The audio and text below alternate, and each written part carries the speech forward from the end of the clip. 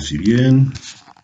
Soy el hermano Jesús María Bezunartea, religioso franciscano, sacerdote católico, y aquí estoy con mucho gusto con ustedes para compartir un tema más de esta serie que estoy explicando en las últimas semanas sobre caminos de felicidad, inspirada esta serie, inspirado en los escritos de San Francisco de Asís, nuestro Padre, concretamente sus consejos espirituales o admoniciones, como se suele llamar. Bueno, pues hoy vamos a tratar de algo que quizá, bueno, el título creo que no es llamativo, pero quizá el contenido sí lo sea un poco. Felicidad en la piedad eclesial. Felicidad en la piedad eclesial, que he dicho así sin mayores explicaciones, quiere decir una felicidad, de la felicidad de quien vive a gusto su vida en la Iglesia. Comenzamos inspirándonos en el consejo o admonición 26 de San Francisco, que dice lo siguiente: dichoso el siervo que mantiene la fe en los clérigos que viven verdaderamente según la forma de la Iglesia romana. Y hay de aquellos que los desprecian, pues aun cuando sean pecadores, nadie, sin embargo, debe juzgarlos, porque el Señor mismo se reserva para sí solo el juicio sobre ellos. Pues cuanto más grande es el ministerio que tienen del santísimo cuerpo y sangre de nuestro Señor Jesucristo, que ellos reciben y ellos solo administran a otros, tanto más pecado tienen los que pecan contra ellos que los que lo hacen contra todos los otros hombres de este mundo.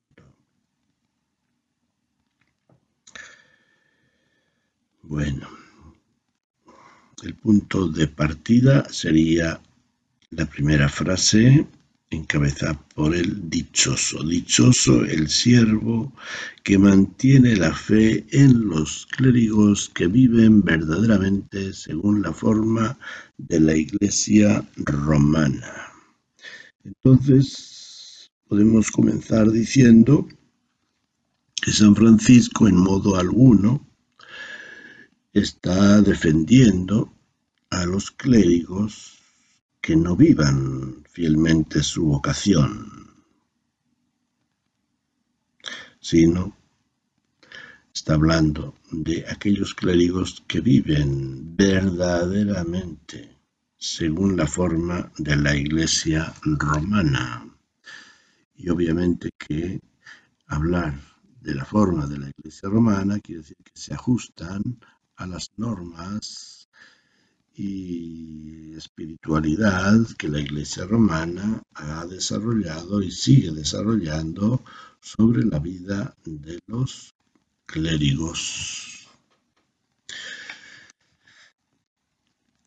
En un segundo momento, claro está, viene a decir, ojo, eso no quiere decir que vayamos a despreciar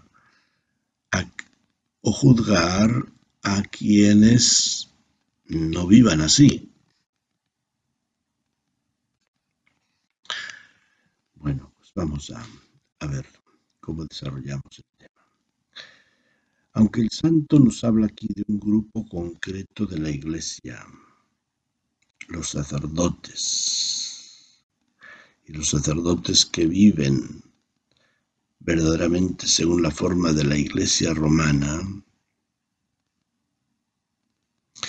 quisiera darle a esta admonición o consejo un enfoque un poco más amplio.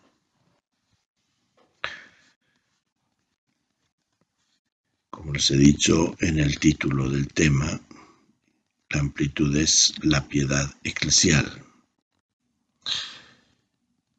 Piedad hace referencia a las relaciones de respeto y cariño del hijo con sus padres.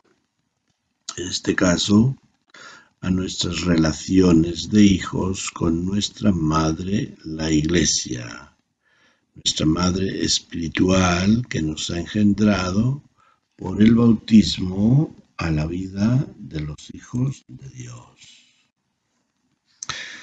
Sabemos que en el tiempo de San Francisco,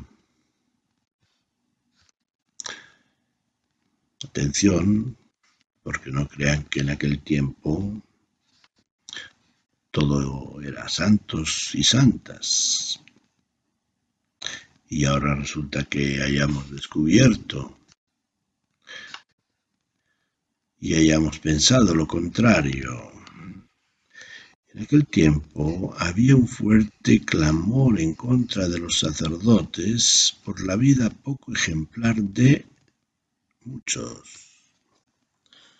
A tal punto llegaba este clamor y descontento que algunos grupos de reforma se negaban a recibir los sacramentos administrados por ciertos sacerdotes. Por ello, y en línea con la doctrina de esta admonición o consejo, San Francisco escribe en su primer testamento, un testamento breve que escribió en una ocasión cuando pensó que ya moría, se llama el Testamento de Siena, escribió lo siguiente: los hermanos vivan siempre fieles y sumisos a los prelados y a todos los clérigos de la Santa Madre Iglesia. En el testamento definitivo, que escribirá más adelante, poco antes de su muerte, escribirá más en detalle sobre esto y dice: el Señor me dio y me sigue dando una fe tan grande en los sacerdotes que viven según la forma de la Santa Iglesia Romana por su ordenación, que si me viese perseguido quiero recurrir a ellos. Y si tuviese tanta sabiduría como la que tuvo Salomón, y me encontrase con algunos pobrecillos sacerdotes de este siglo, en las parroquias en que están, no quiero predicar contra su voluntad. Y a estos sacerdotes y a todos los otros quiero temer, amar y honrar, como a mis señores. Y no quiero advertir pecado en ellos, porque en ellos veo al Hijo de Dios. Y lo hago por este motivo, porque en este siglo nada veo corporalmente del mismo Altísimo Hijo de Dios, sino su santísimo cuerpo y santísima sangre, que sólo ellos reciben y administran a los otros. Reciben y administran. Recibir lo recibían los fieles también, pero recibir y administrar solamente ellos. En aquel tiempo prácticamente no existían los diáconos. Los diáconos fueron reestablecidos unos siglos más tarde en el Concilio de Trento. Uno de los males que ha aquejado a la Iglesia en muchos tiempos y lugares ha sido el anticlericalismo, que ha llevado a persecuciones y muertes de muchos sacerdotes, obispos, religiosos y laicos cercanos a ellos. Así sucedió en México en tiempo de la persecución religiosa del siglo XIX, y así sucedió en España en la Guerra Civil de los años 30, como ha sucedido en América Latina, sobre todo en Centroamérica y Brasil en la segunda mitad del siglo XX, durante los años de las dictaduras. También en Argentina. Ya los Hechos de los Apóstoles nos narran cómo también Herodes fue contra la cabeza de la Iglesia en su persecución contra la misma. Así lo dice en el capítulo 12. Por aquel tiempo el rey Herodes echó mano a algunos de la Iglesia para maltratarlos. Hizo morir por la espada a Santiago, el hermano de Juan. Al ver que esto les gustaba a los judíos, llegó también a prender a Pedro. Volviendo a las palabras de San Francisco, dice: los clérigos que viven según la forma de la Santa Iglesia. Con esto no se refiere a aquellos que viven ejemplarmente, cumpliendo todas las normas morales y directrices espirituales de la misma, sino se refiere a su ordenación sacerdotal, es decir, a aquellos que han sido ordenados según las normas de la Iglesia y siguen sirviendo en los ministerios eclesiales. Para el santo, el hecho de que tales sacerdotes estuvieran legalmente bajo la autoridad eclesiástica era suficiente razón para prestarles obediencia y reverencia, dejando de lado su conducta moral u otras cualidades personales. Esto no significaba que a Francisco no le importara tanto la santidad de vida de los ministros de la Iglesia. Ellos constituyeron una de sus preocupaciones ministeriales, de manera que en la carta a la orden escribe a los sacerdotes en estos términos: considerad vuestra dignidad, hermanos sacerdotes, sed santos.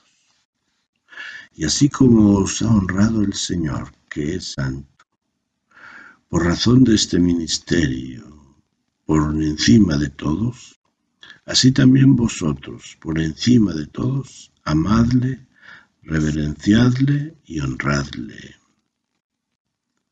Miseria grande y miserable flaqueza es que, teniéndolo así presente, os podáis preocupar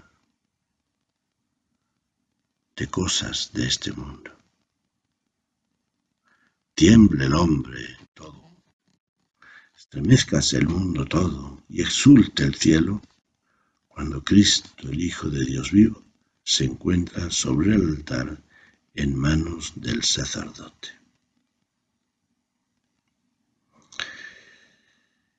Y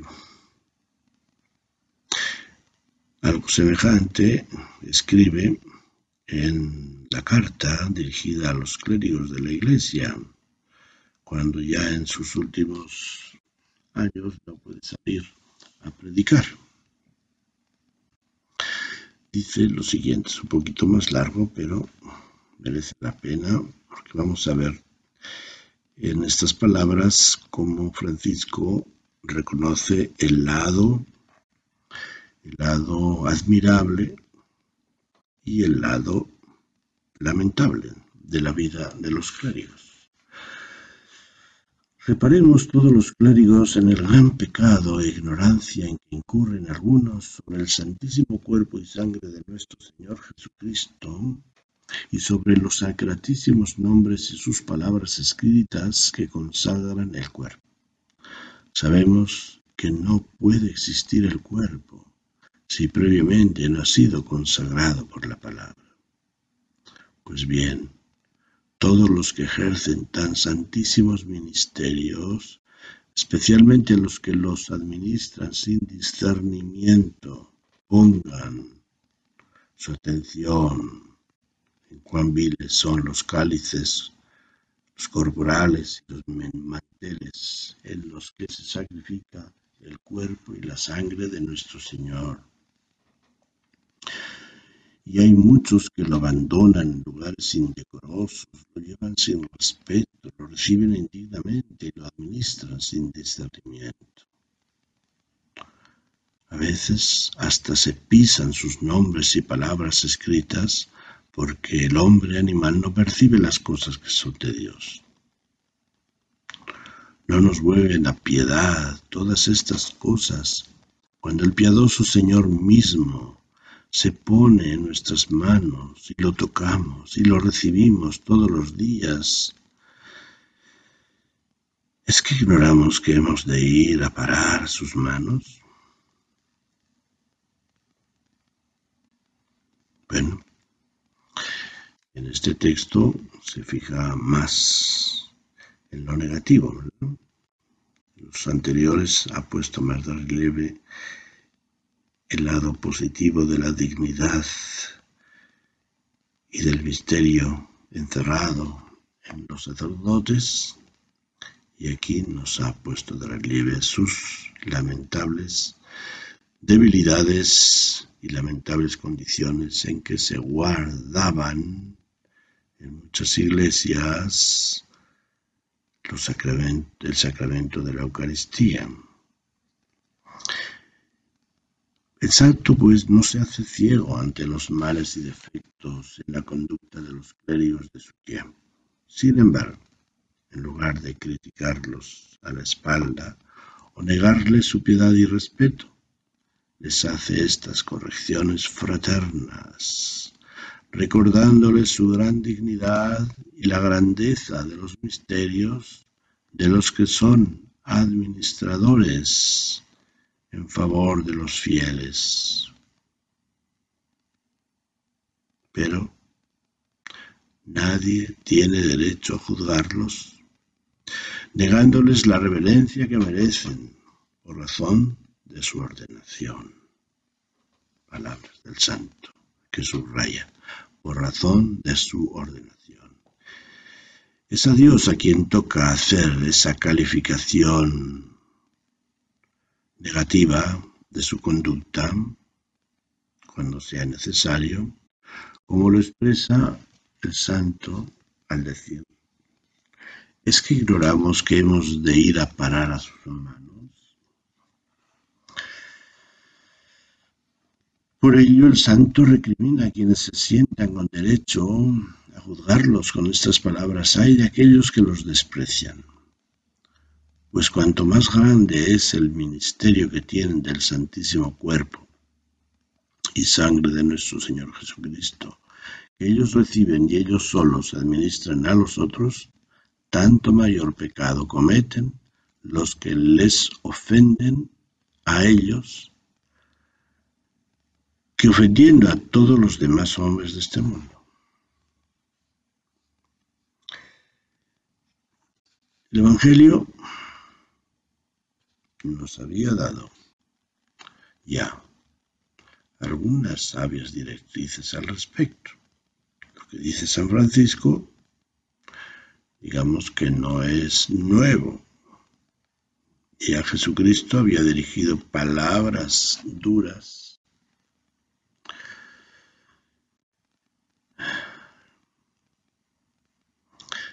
tanto sobre los que dirigían al pueblo en su tiempo, como a los que los podían o se creían con derecho a juzgarlos. Entonces, por ejemplo, leemos lo siguiente: no juzguéis para que no seáis juzgados, porque con el juicio con que juzguéis seréis juzgados, y con la medida con que midáis se os medirá. ¿Cómo es que miras la brizna que hay en el ojo de tu hermano y no reparas en la viga que hay en tu ojo? ¿O cómo vas a decir a tu hermano: deja que te saque la brizna del ojo, teniendo la viga en el tuyo? Hipócrita, saca primero la viga de tu ojo y entonces podrás ver para sacar la brizna del ojo de tu hermano. Así lo dice en el capítulo 7 de San Mateo. Y en este mismo Evangelio, en el capítulo 23, dice Jesús: entonces se dirigió a la gente y a sus discípulos y les dijo: en la cátedra de Moisés se han sentado los escribas y los fariseos. Haced pues y observad todo lo que os digan, pero no imitéis su conducta, porque dicen y no hacen. Dicen y no hacen. Es decir, no se trata de imitar sus malos ejemplos cuando los haya, pero sí tomar en cuenta y seguir las directrices de vida que nos dan a través de su magisterio.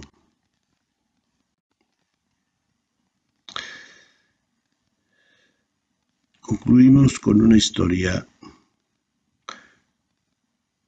simpática de San Francisco que nos ilustra sobre la veracidad y fuerza espiritual de la doctrina que nos inculcan estos consejos. Un día llegó a Imola, una ciudad. Se presentó ante el obispo y humildemente le suplicó le diera su beneplácito para convocar al pueblo y predicarle la palabra de Dios. El obispo le respondió con aspereza: me basto yo, hermano, para predicar a mi pueblo. Francisco inclinó la cabeza y salió. Mas al poco tiempo volvió a entrar. Al verlo de nuevo en su presencia, el obispo le preguntó algo enojado: ¿qué es lo que quería? ¿Qué es lo que quieres, hermano? Francisco, con un corazón y un tono de voz que rezumaban humildad, le dijo: Señor, si un padre despide por una puerta a su hijo, éste debe volver a entrar por otra. Vencido por semejante humildad, el obispo, con una gran alegría que se reflejaba en su rostro, se levantó y le dio un abrazo, diciéndole: desde hoy tú y todos tus hermanos tenéis en licencia general para predicar en mi diócesis, pues bien se merece esta concesión tu santa humildad. Bien, hasta aquí pues lo que había escrito sobre el particular. Entonces, volviendo al título de la felicidad en la piedad eclesial, quisiera insistir que en estos tiempos en que nos encontramos, que también son difíciles y todos lamentamos los pecados de pedofilia que ha habido en las últimas décadas de parte de algunos clérigos,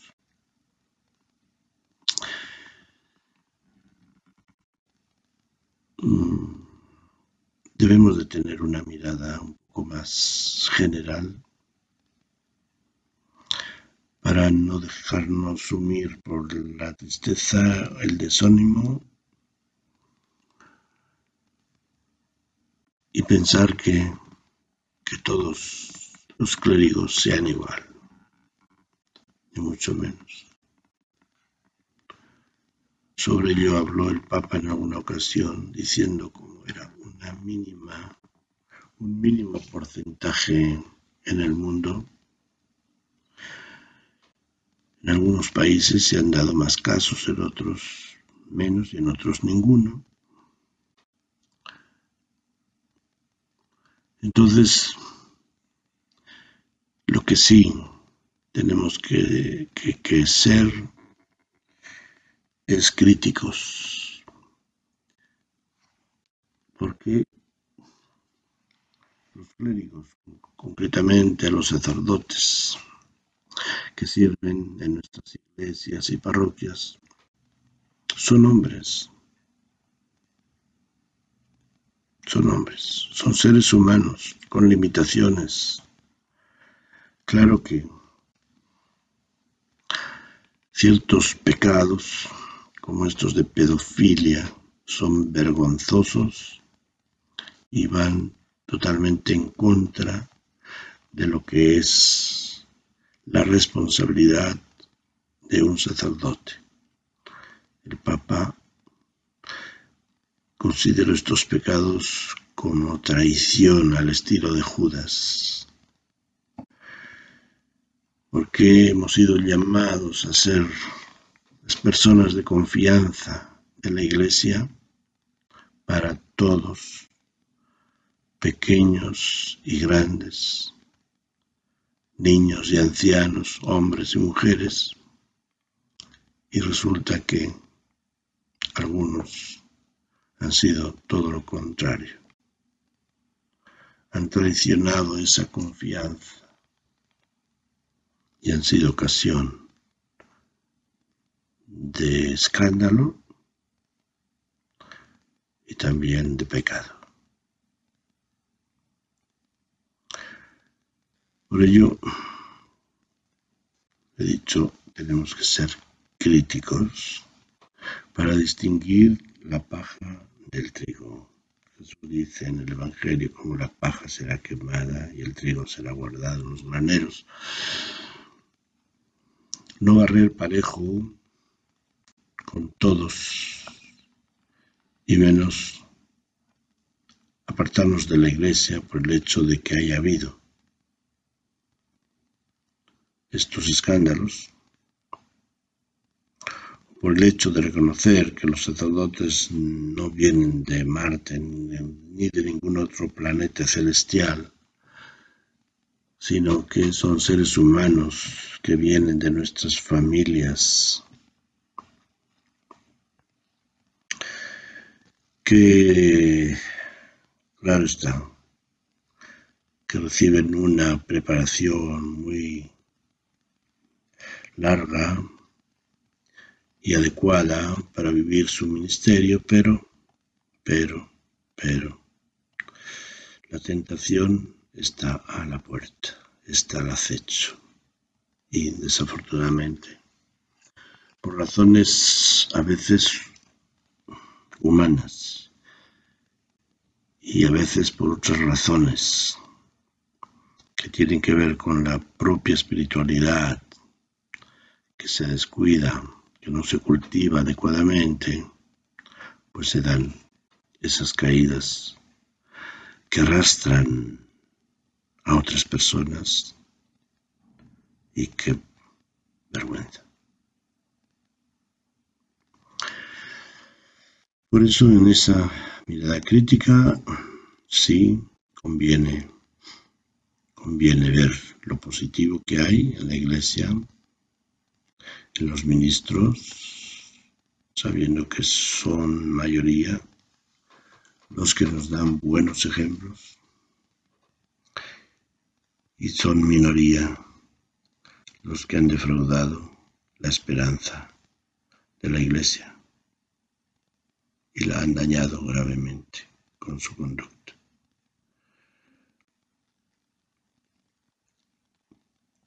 Pero todos somos Iglesia y todos hemos de ser responsables de que la Iglesia sea ese sacramento de salvación que debe ser particularmente a través de sus ministros. En ser críticos, pues también está el no ser condescendientes con ciertas fallas o pecados cuando los sepamos o los descubramos de parte de los ministros.